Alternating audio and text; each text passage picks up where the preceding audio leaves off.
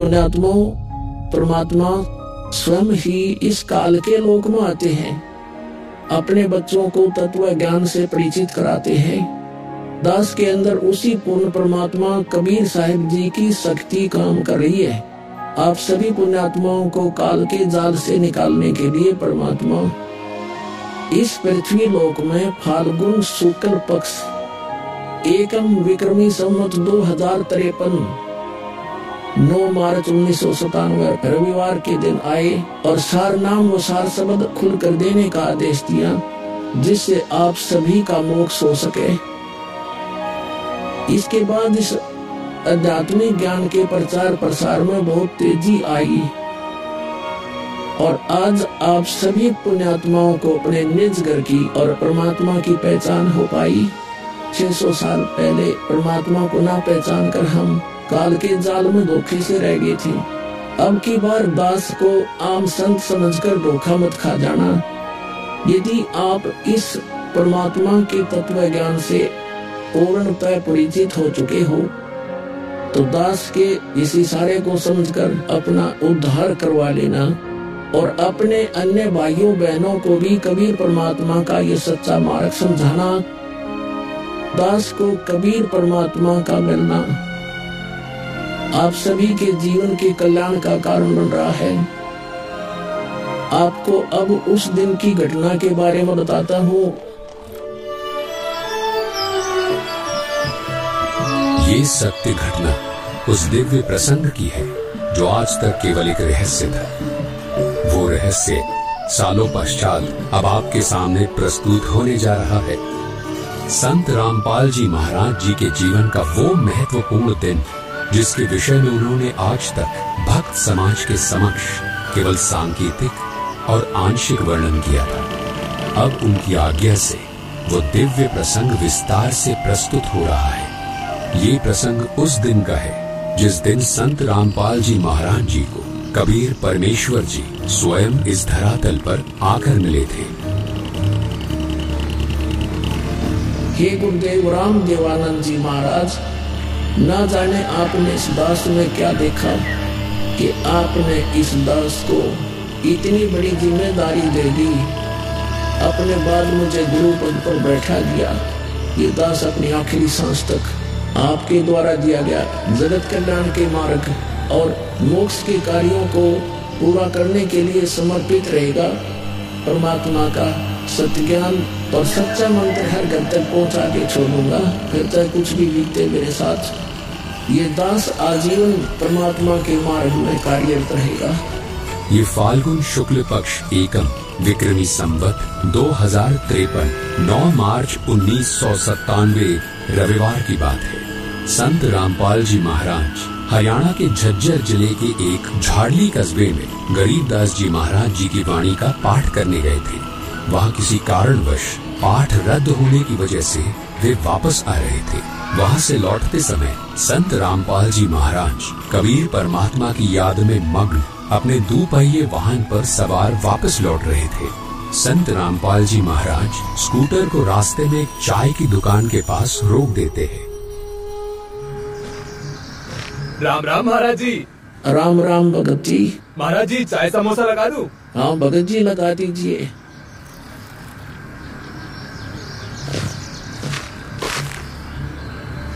इस भोले भगत को भी परमात्मा का तत्व ज्ञान समझाना चाहिए। भगत जी, कबीर परमात्मा की भक्ति करनी चाहिए। मनुष्य जीवन हमें सिर्फ इसीलिए मिलता है। मानुष जन्म दुर्लभ है ये मिलन बोरे, जैसे तरवर से पत्ता टूट गिरे वो बोर न लगता डरे।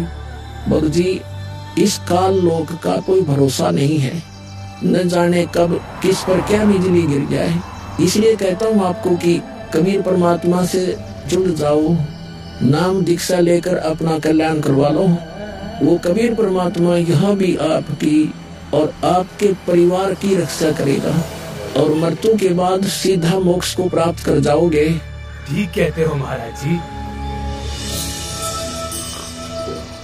ये कबीर परमात्मा ऐसे गंदे लोक में जहाँ आदमी की जिंदगी का फल का भरोसा नहीं, व्यक्ति यहाँ जी कैसे रहा है, ना जाने कब क्या हो जाए, कब कौन सी बीमारी हो जाए, कब दुर्घटना हो जाए, कब कोई संसारिक आपदा आ जाए।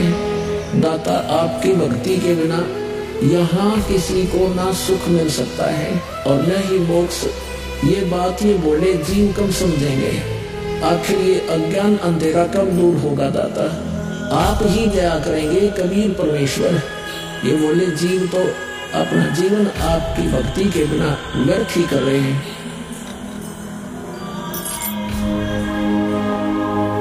चाय पीने के बाद संत रामपाल जी महाराज मातन हिल की तरफ निकल पड़ते हैं। बिन उपदेश अचंभ है, क्यों जीवित है प्राण, और भक्ति बिना काठोर है, ये नर नहीं पाषाण। आगे चलकर संत रामपाल जी महाराज स्कूटर को एक पुलिये के पास रोक देते हैं। इस पुलिये की खास बात ये थी कि संत रामपाल जी महाराज जी ने इस पुलिये को सिंचाई विभाग में जूनियर इंजीनियर रहते हुए स्वयं बनाया था।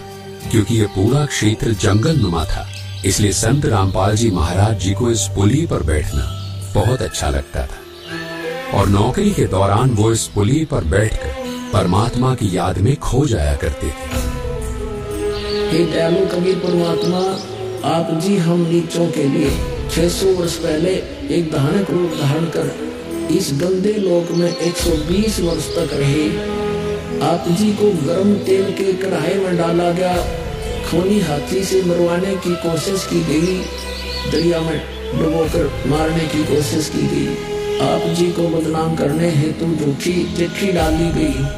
आपके साथ कितने जुल्म ढाए गए, फिर भी हे दयालु कबीर परमात्मा, आपने क्या कुछ नहीं किया अपनी सतलोक से बिछुड़ी आत्मा को अपने शरण में लेने के लिए, इस तत्व ज्ञान को सब जीवों तक पहुंचाने के लिए।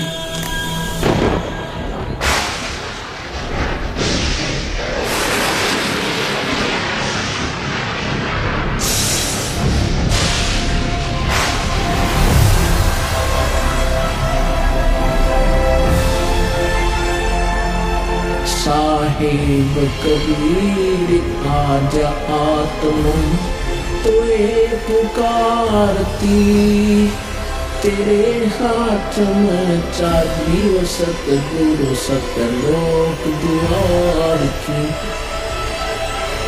साहिब कबीर आजा आत्मा तोए पुकारती, तेरे हाथ में चाबी सतगुरु सतलोक द्वार की।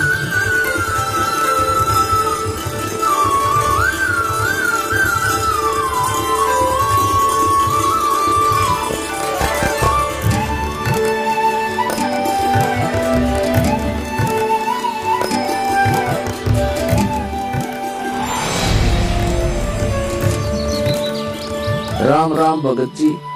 राम राम।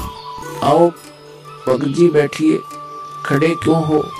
संत रामपाल जी महाराज अपने परने को पुलिया की दीवार पर बिछा देते हैं और महात्मा जी से बैठने का आग्रह करते हैं। कहाँ से आए हो बेटा, क्या करते हो? भगत जी, वैसे तो मेरा गांव धनाना है, जिला सोनीपत में पड़ता है। अब एक छोटा सा मकान बनाकर रोहतक में रहता हूँ। जूनियर इंजीनियर था, लेकिन अब नौकरी छोड़ दी है। बेटा, तेरे धनाना और रोहतक वाले घर के बारे में तो मैं अच्छी तरह से जानता हूँ और यह भी जानता हूँ कि तेरे 2 पुत्र और 2 पुत्री हैं। मैं तो यह पूछ रहा था कि इस जन्म से पहले तेरा घर कहाँ था? अरे, इन महात्मा जी को मेरे बारे में इतना कैसे पता है? महात्मा जी, जन्म से पहले हम सतलोक में थे, वही हमारा घर था। लगता है ये भगत जी राधा स्वामी पंथ के अनुयायी हैं। इनको सत्य का ज्ञान कराना चाहिए। मेरे गुरुजी स्वामी रामदेवानंद जी हैं। मेरे भगवान कबीर देव जी सृष्टि के रचनहार हैं, वही सतपुरुष है। कुछ पंथ वाले सतलोक के विषय में तो बताते हैं, लेकिन वे सतपुरुष को निराकार बताते हैं, जो कि बिल्कुल झूठ है। भक्त जी, मैं स्वयं संत गरीबदास जी के पंथ से जुड़ा हूँ संत गरीबदास जी गांव छुड़ानी जिला झज्जर वाले थे और उनको 10 वर्ष की उम्र में कबीर परमात्मा जी जिंदा महात्मा के रूप में मिले थे। उसके बाद कबीर परमात्मा जी गरीबदास जी की आत्मा को अपने साथ सतलोक ले गए थे और वहाँ की सारी व्यवस्था दिखाकर उन्हें इस धरती पर वापस छोड़ा था। फिर उन्हीं बालक गरीबदास ने सतलोक के बारे में बताया कि ऊपर सतलोक है, वहाँ सारी सुख सुविधा उपलब्ध है, सदाबहार बाग है, नर नारी की सृष्टि है।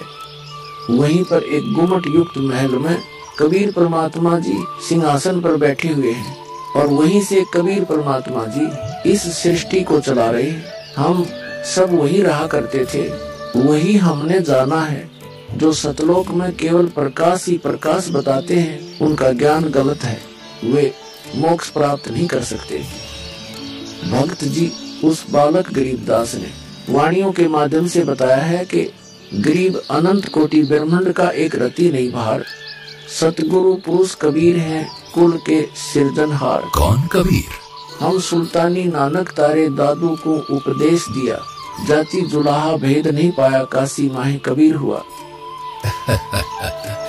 बहुत आनंदित करने वाली बातें करते हो, और बताओ कुछ। इन्हें अपना ज्ञान अधूरा लग रहा है, हो सकता है ये नाम दीक्षा लेकर परमात्मा से जुड़ जाए। भक्त जी अगर आपको अपना कल्याण करवाना है तो एक ही तरीका है, नाम दीक्षा। मेरे पूज्य गुरुजी ने मुझे नाम दीक्षा देने का आदेश दे रखा है। मैंने अपना घर और नौकरी छोड़ दी है, अब गुरुदेव जी की ही आज्ञा अनुसार प्रचार और दीक्षा देने का पवित्र कार्य कर रहा हूँ। बेटा, क्या तुम्हारे गुरु जी ने तुम्हें सार नाम और सार शब्द देने का भी आदेश दिया है? इन्हें कैसे पता सार नाम सार शब्द के बारे में? गुरुदेव की आज्ञा थी कि अभी सार नाम को सार्वजनिक नहीं करना है। उन्होंने कहा था कि मुझे स्वयं परमेश्वर कबीर जी मिलेंगे और वही मुझे सार नाम को सार्वजनिक करने का सही समय बताएंगे। तब तक यह सार नाम केवल विशेष विश्वास पात्र अनुयायियों तक सीमित रखना है। बेटा रामपाल, मैं ही सत्य पुरुष कबीर हूँ। अब वह समय आ गया है सार नाम और सार शब्द प्रदान करने का। वह भक्त जी, मैंने आपको बता दिया कि कबीर परमेश्वर मुझसे मिलने आएंगे, तो आप स्वयं ही कबीर परमेश्वर बन बैठे। मैंने अपने गुरु जी से पूछा था कि हे गुरुदेव, मैं कैसे पहचानूंगा जो मुझे मिलेंगे कि वे कबीर भगवान हैं? गुरु जी स्वामी राम देवानंद जी बोले, यह विश्वास करवाना, वो पहचान करवाना उनका काम है। तभी तो मैं बता रहा हूँ, मैं ही सत्य पुरुष कबीर हूँ। कबीर परमेश्वर जी सबको जिंदा बाबा के वेश में मिले, आप तो जिंदा बाबा वाले वेश में नहीं हो। जिंदा महात्मा तो मुसलमान साधु होते हैं। मुसलमान धर्म तो अभी 1500 साल पहले ही बना है। मेरा असली वेश तो यही है, जिस रूप में मैं तुम्हारे सामने खड़ा हूँ। रामपाल, तुम मेरी परमहंस आत्मा हो। जगत कल्याण के लिए मैंने ही तुझे भेजा है। अब सही समय आ गया है सार नाम और सार शब्द देने का। मैं कभी सिर पर मुकुट, कभी पगड़ी, कभी टोपी धारण कर लेता हूँ। चारों युगों में आता हूँ। सतयुग में सत सुकृत नाम से, त्रेता युग में मुनींद्र नाम से, द्वापर युग में करुणामय नाम से और कलयुग में अपने वास्तविक नाम कबीर देव यानी कबीर नाम से आता हूँ और तेरे जैसी हंस आत्माओं से मिलकर उनका भ्रम दूर करता हूँ। लेकिन अगर तुझे केवल जिंदा महात्मा के रूप में विश्वास है तो मैं तुझे अपना वो रूप भी दिखा देता हूँ। ये देख।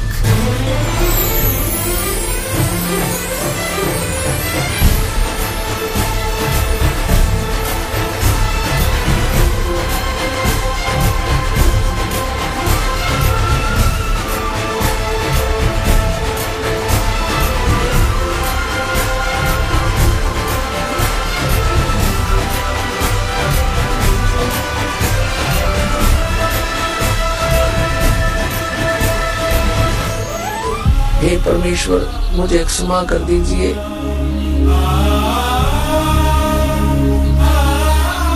मुझसे अनजाने में गलती होगी।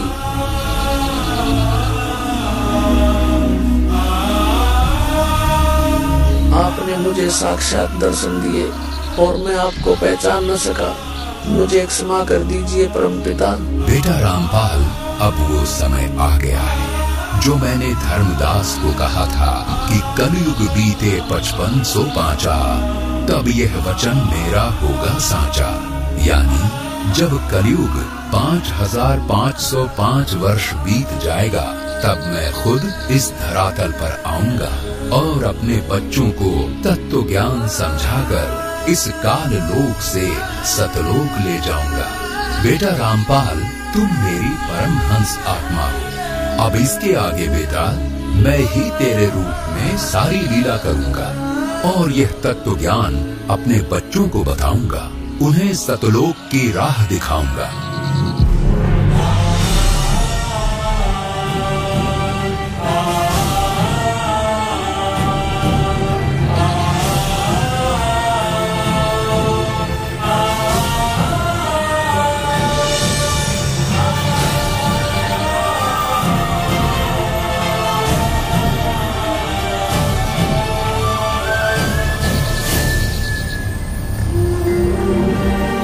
इस प्रकार कबीर परमात्मा संत रामपाल जी महाराज जी को सह शरीर सतलोक भेज देते हैं और अपनी लीला को आगे बढ़ाते हैं।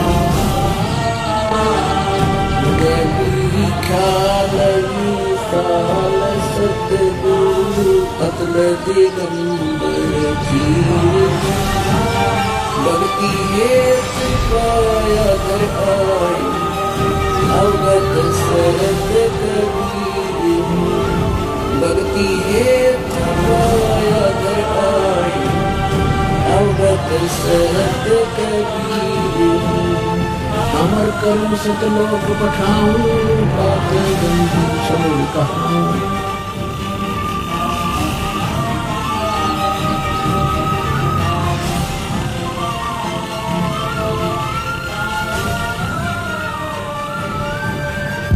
इस प्रकार कबीर परमात्मा संत रामपाल जी महाराज जी को सह शरीर सतलोक भेज देते हैं और स्वयं सर्व सृष्टि रचनहार कबीर परमात्मा संत रामपाल जी महाराज जी के रूप में संपूर्ण संसार का उद्धार करने के उद्देश्य से इस पवित्र मिशन पर निकल पड़ते हैं। संत रामपाल जी महाराज जी के रूप में कबीर परमात्मा स्वयं को छिपाए हुए हैं। उनकी इस लीला को समझना आम जीव की समझ से बहुत दूर है। एक संत के स्वरूप में परमात्मा के अभिनय की ये अद्भुत सच्चाई भक्त समाज के लिए जानना बहुत जरूरी था। साक्षात कबीर परमात्मा के स्वरूप बंधी छोड़ सद्गुरु रामपाल जी भगवान की जय हो। अब बच्चों, ज्ञान पूरा आ चुका है और वो ठीक का समय आ गया है। गुरु पूरा, ज्ञान पूरा, भगवान पूरा, सब ही नारी नर शुद्ध तक जब ठीक का दिन आवंत, कपट चातुरी छोड़ के सरल कबीर ग्रहंत होए। बच्चों, वो ठीक का दिन आ गए। चारों तरफ डंका बोल गया दाता का। कहाँ उग्र, कहाँ सुंदर हो, चाहे कोई नकम्मा डाकू लटेरा है, चाहे कोई छोटी जाति समझते हो आप, वो हरे सबकी भवपीर परमात्मा, वो संत जो मेरा भेजा होगा, भेजा हुआ आएगा, वो सब के दुख दूर करेगा। हरे सब की भवपीर, सो समान समदृष्टि है समृत संत कबीर। वो एक समान समदृष्टि का है, सबको एक दृष्टि से एक समान प्यार देगा, सबको एक जैसा व्यवहार देगा, एक जैसा सच्चा नाम सतनाम सार शब्द देगा। वो समृत संत कबीर ही होगा। बोलो बंदी छोड़ कबीर साहब की जय हो।